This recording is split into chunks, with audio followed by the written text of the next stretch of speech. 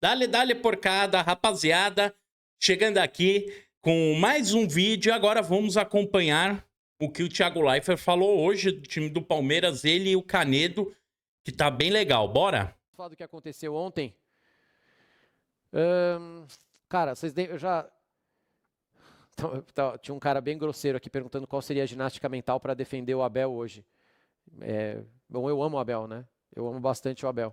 Mas nem ele se defendeu. O Abel errou ontem. Então a gente vai mostrar o que aconteceu. Mas isso acontece de vez em quando, tá, pessoal? O Abel, ele é um ser humano que erra. Olha aí. Caraca, não acredito que o Abel erra de vez em quando. Ô, louco. Sério que o Abel erra?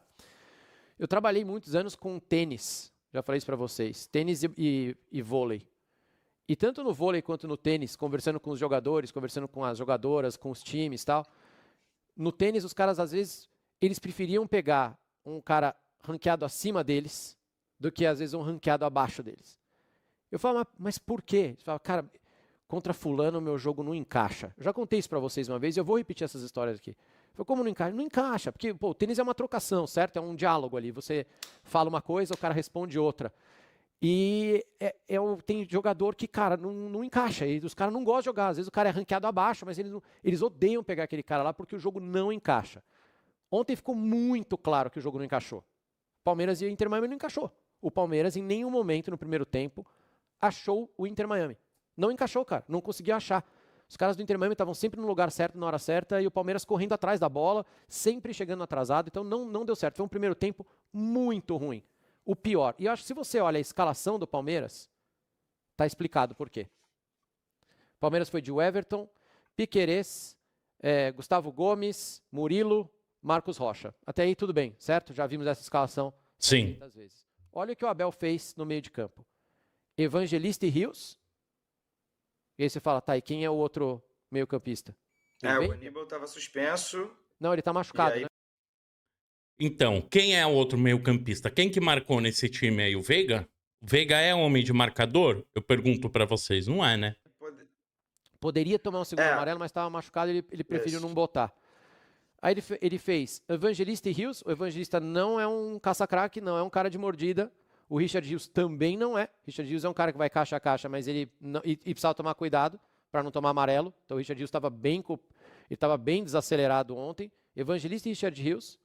E com Facundo, Veiga, Estevão e Flaco Lopes, cara. 4 atacantes. O Veiga não é mordedor também. Então, assim, ele abriu mão do meio de campo praticamente quando ele não joga nem com o M, que jogou praticamente todos os jogos do ano. Isso mesmo. Então, assim, quando o Aníbal não vai jogar, você fala, bom, ele vai botar o M. Mas ele não botou nenhum nem outro. Então, ele abre mão do meio de campo. E aí, meu amigo, tá o Messi do outro lado. É o Messi, gente. Ele pode ter 80 anos, ele pode estar de bengala tomando soro. Ele pode estar de cadeira de roda. É o Messi. Ele olhou aquilo lá, falou, eu vou cair. Ele saiu lá do ataque, que era um 4-4-2, 2 linhas de quadro do Inter Miami. Começou a voltar e começou a pegar a bola atrás do meio de campo. O Suárez começou a pegar a bola. Ele fez o que quis, né? Teve espaço. Atrás do meio de campo e o gol sai assim. O gol sai num bicão, o Suárez está de pivô, no meio de campo de armador. Só escora de peito aqui, o cara sai correndo, o Murilo dá azar de machucar e gol. Mas assim, o Abel deixou um buraco. Nossa, por sinal, hein? Esse lance do Murilo parecia a pelada de, sabe, solteiros versus casados. Quando o cara se machuca, meu Deus, que vergonha. E aí você não consegue fazer nenhuma coisa nem outra. Você não consegue nem dar pressão nos caras, você não tem mordida. E você não consegue marcar no bloco baixo, que fica um buraco na tua frente. Simples. Então, o primeiro tempo deu completamente errado. Essa é a minha análise do primeiro tempo, além de outra coisa que eu vou falar daqui a pouco. O que mais, Canedinho? Foi horroroso, sim. Eu acho que o ponto da escalação era esse aí, entrar o M. Muito palmeirense transtornado, criticando, cornetando. E acho que dessa vez o próprio Abel reconheceu na coletiva, então não tem nem o que falar, assim, não tem nem o que argumentar. E tem um pouco também de falta de concentração, eu acho, cara. Isso também pegou no jogo do Fluminense. É o famoso, poxa, né, a gente já fez melhor aqui. Já fez com o time mais difícil, agora a gente pega o mais fácil e qualquer hora a gente resolve. Contra times mais fortes, agora a gente vai enfrentar o time na cara. bem pior. E aí o nível de concentração baixa um pouquinho. E, de repente também aqui na MLS estão falando, aqui no lugar o Inter Miami terminaria o Brasileirão. Porque, cara, né, as coisas acabam se... Capaz. E aí o Inter Miami conseguiu, depois abriu até o 2-0 numa jogada do Suárez, que o Suárez Golaço. tem sido cornetado aí, acho que nos últimos meses por muita gente, Uhum. mas classe é permanente, já dizia o poeta. Porra. Então, depois de um primeiro tempo ruim, né, o Inter Miami ainda faz o 2-0, o Palmeiras demorou a reagir, mesmo com outras substituições que fez. Eu acho que só melhora mesmo a partir do momento que o Alan entra, esse moleque talvez tenha que virar titular. Talvez tenha que virar titular. No lugar Pelo do equilíbrio Estevão. time, pelo como o Palmeiras passa a ser depois. E aí vem a outra coisa que eu queria falar. Ninguém vai tirar da minha cabeça, ninguém vai tirar da minha cabeça, que os moleques do Palmeiras, e são muitos, são jovens, né? Deve ser um time mais jovens que a gente tem na Copa do Mundo de Clubes. Pipocaram pro Messi, pro Suárez, Claro. pro Busquets, tá? Eu acho que ninguém vai tirar da minha cabeça que aqueles moleques, a hora que eles viram o Messi com a bola, eles tremeram. Ninguém vai tirar da minha cabeça. Porque o Messi fez uma falta no Veiga e tomou amarelo. Ninguém encosta no Messi. Eu sei que é difícil você achar ele. Ele é muito rápido, a bola fica muito grudada no pé dele e tal. Mas ele pegava na bola, ele tinha 8 metros em volta dele. Ninguém ia nele. Tava todo mundo cagado de medo do Messi. Suárez, a mesma coisa, eles deitaram, porque ninguém... Lembrem-se que o apelido do Estevão na base, qual era? Messinho. Vocês lembram, chat? Messinho. Messinho. Você acha que não afeta o cérebro do cara? Claro que afeta. Você vai jogar contra o Messi, seu apelido era Messinho, o Estevão errou absolutamente. E você não lembra nem, sei lá, o Zezinho. E Estevão Cuiabá, man. Absolutamente tudo ontem, tudo. Ele driblava um, perdia a bola. E aqueles lances que ele vem cortando para trás, que ele bate de direita ou de esquerda, dos dois lados ele consegue fazer. E que contra o Mirassol é caixa, contra o São Bernardo é caixa. Ontem ele mandou a bola lá na... Tudo lá longe. Canedo, lá na arquibancada do Hard Rock Stadium, 2 vezes. Claro que afeta, claro que afetou. Ontem eles olharam aquilo lá e eles tiveram dificuldade. Ainda com medo de tomar amarelo, piorou. Mas eu acho que teve sim um peso de, cara, olhar e falar, meu Deus, tem o Messi, o Suárez e o Busquets ali do outro lado. O que você sente, Canedinho? E o Busquets é demais também, né? Porque o jogo do Busquets, ele não vai jogar perto da área, que é às vezes onde entram os highlights. Mas o Busquets, só o giro de corpo dele, a maneira como ele consegue se desmarcar, ou às vezes um passe limpo, é um jogador para admirar também, mesmo em fim de carreira. O Estevão, cara, ele até deu essa declaração também, eu acho que ele reforça não necessariamente o fato de ter sido Messi do outro lado, mas é o fato de estar muito perto dele e jogar no futebol europeu. Ele falou que tá difícil manter a cabeça, e ele é um moleque, assim, ele tá sentindo, né?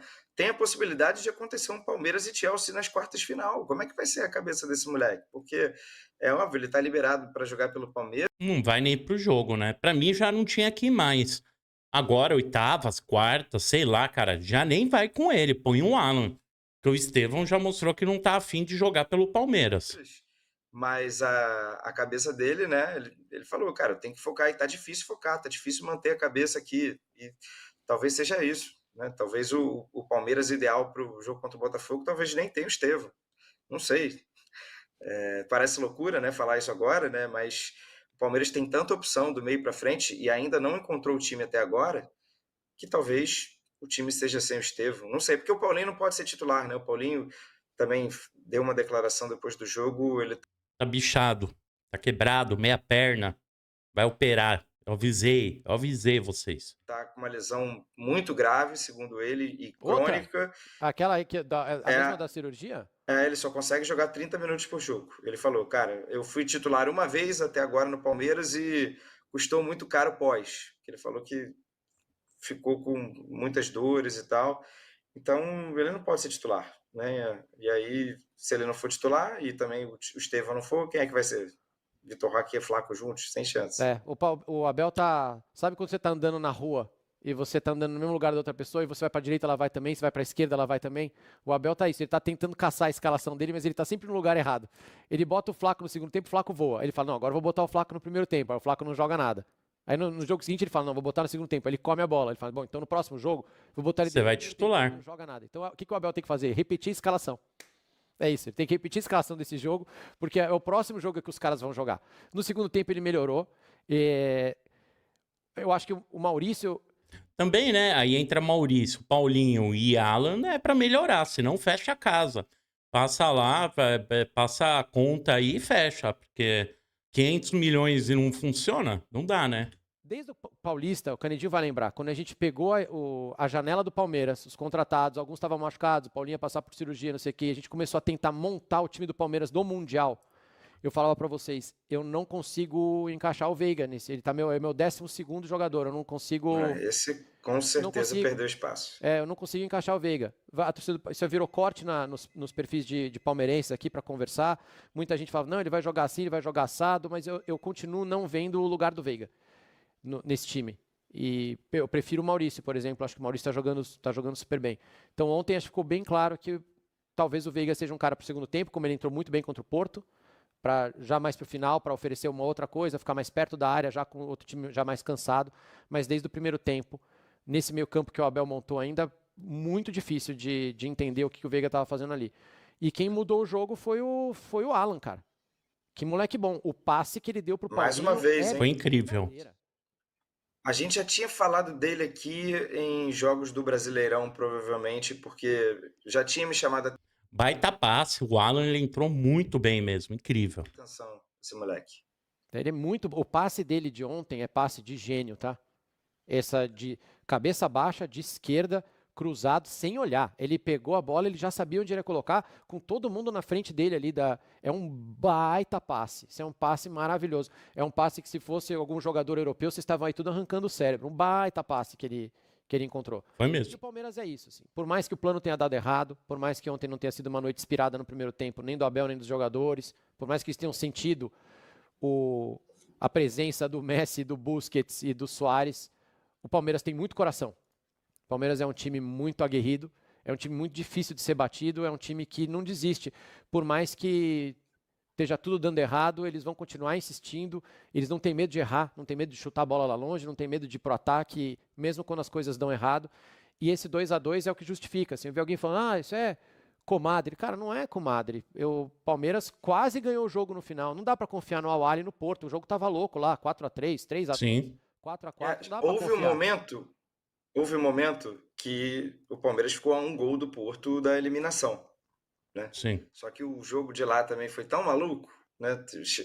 É que o Porto precisaria ganhar por um gol de diferença se o Palmeiras estivesse perdendo por 2-0, né? Acabou que depois tudo mudou, né? O Palmeiras ainda terminou em primeiro e nos brindou com esse Palmeiras e Botafogo, e escapou do PSG. É uma outra resenha também, né? Porque Principal não é escapar do PSG. É só isso que importa. Pra não tomar de 10. de repente o PSG agora não vai deixar as coisas do jeito que Não vão. Mas é isso, o Palmeiras conseguiu reagir bem e foi importante até, de repente, para o futuro da competição, assim, aquela coisa de efeito borboleta, um gol que muda tudo, muda o chaveamento, Sim. estaria de um lado, vai para o outro, de repente isso pode ter significado alguma coisa grandiosa, mas o Palmeiras tem todas essas valências, essas qualidades que você apontou, e é um time já de anos. O Botafogo também acho que tem tudo isso junto. O fato do Botafogo ter passado nessa chave, cara, quanta gente não fez piada, e até a gente, né? Não em tom jocoso, nem piada, desrespeitoso. Não vai dar. Isso, não vai. Falar o básico, né? Que você olha ali. Não é nem piada mesmo. E quantos botafoguenses... Tem um amigo nosso botafoguense que eu descobri ontem à noite, que está lá, que fez o planejamento para acabar nesse jogo. Então ele vai agora para uma outra cidade turistar nos Estados Unidos e vai ter que se virar para ir para o jogo na Filadélfia sábado. Não contava com isso. Quantos outros botafoguenses também só contaram com a primeira fase e não mata-mata? Porque é isso, de fato, era muito difícil e só prova o que o Botafogo fez foi enorme. Hoje temos Flamengo. É isso. Tá aí, rapaziada. Gostei da análise do pessoal aqui, do Thiago e do Canedo. E é bem isso, né? As falhas do Abel, ali o Veiga não tem mais espaço e também outros pontos assinalados. E eu acho que o mais importante aí é o Palmeiras ele ter aprendido com os erros de ontem. Porque se lá na frente pegar um PSG, se lá na frente pegar um Chelsea, tudo bem, não é Messi, não é Busquets e não é Suárez. Mas são jogadores aí europeus, grandes jogadores, que eles vão fazer o quê? O time do Palmeiras vão ficar olhando, babando os caras de novo, deixar os caras jogar? Não é isso que tem que fazer. Tem que entrar, jogar bola e entregar o melhor. Lambe depois, tira a foto depois, fica tietando depois, mas antes da partida e durante a partida, marca em cima, vai em cima. É isso que faltou ontem. Tamo junto, fiquem com Deus. Um grande abraço, avante palestra, deixa o like.